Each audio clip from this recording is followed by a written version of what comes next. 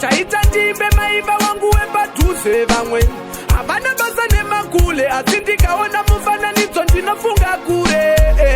ndaikudai zvekuti dai ndine mari kana nyika ndaikupai asi handichakuonai dai zvaikwanisika ndaingoti dzokai asi tichasangana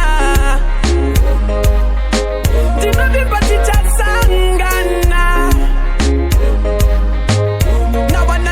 mashoko amaindiudza ndaiterera nezvese zvamaindiyambira ndotenda tichasangana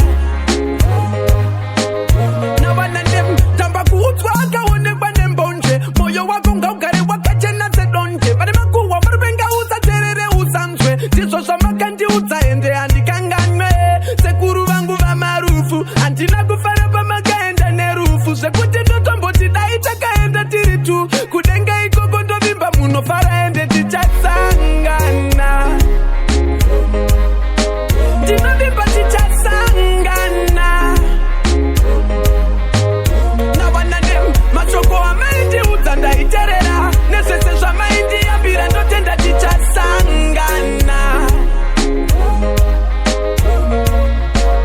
vamwe havacheme makule chaita ndimbe maiva wangu wepadhuze vamwe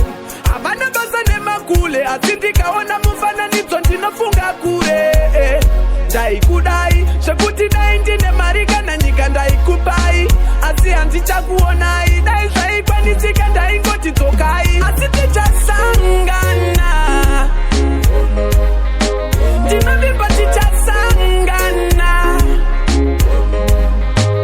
navana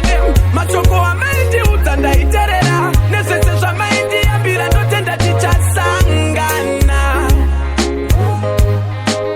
navana